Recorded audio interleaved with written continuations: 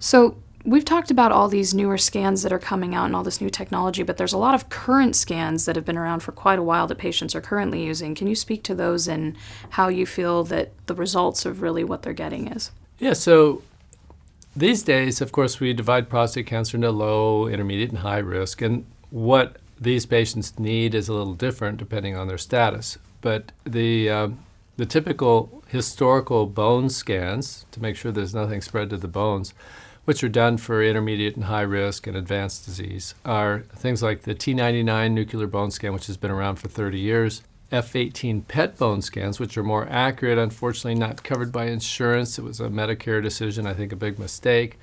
Those sorts of things are often done routinely, and in men with advanced disease, they're performed every 6 months to see what the status is or the effectiveness of the existing therapy. Then you have your body scans, the CAT scans, and you can also use MRIs to look at the whole body. And that can pick up some information about the bones, but it's primarily looking for soft tissue metastasis like lymph nodes, lung, problems with the liver. And those typically are also performed in newly diagnosed men and then on a periodic basis in men with advanced disease as well. We've utilized that technology for several decades. It's certainly useful and would be considered the standard way to treat prostate cancer even to this day. And you have the same problems, making sure you get quality readers, quality equipment. And then there's a larger interpretation factor, which means that the doctors treating the patient have to look at the information in the scan and then integrate it with all the PSA and the previous treatments and learn or make a judgment as to what's cancer and what's not cancer.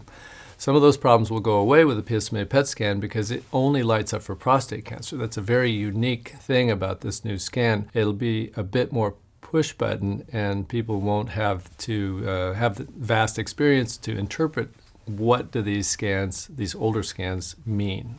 So what are the limitations of these older scans, like the technetium scan and these different bone scans that people are having? Well, of course, they can miss small tumors. That's one problem. And then the other issue is because they are sensitive. If someone kicks you in the shins, the scan can light up there.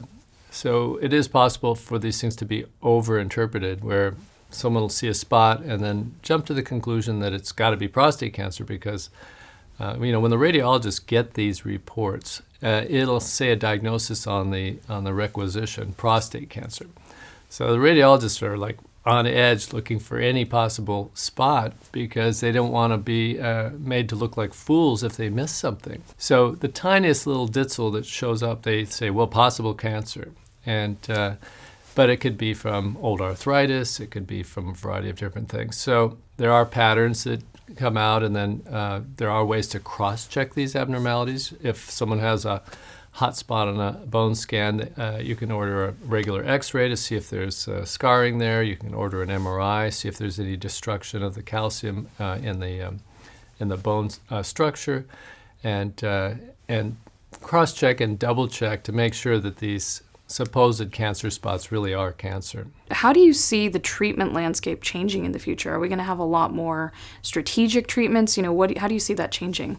It's hard to predict, but I do think that these new PSMA PET scans will allow people to use less aggressive treatment because for the first time we'll have much greater confidence that nothing has spread.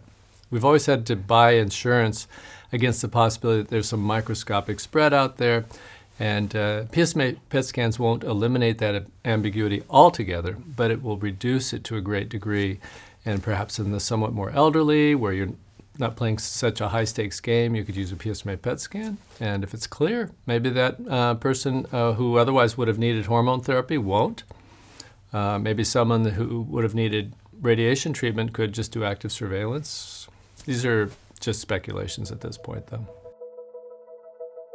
Thank you so much for watching. If you would like more information, you can go ahead and visit our website at PCRI.org. Also, subscribe to our YouTube channel. This will keep you updated on all of our prostate cancer videos and help share our videos across the YouTube platform. We hope you have a great week.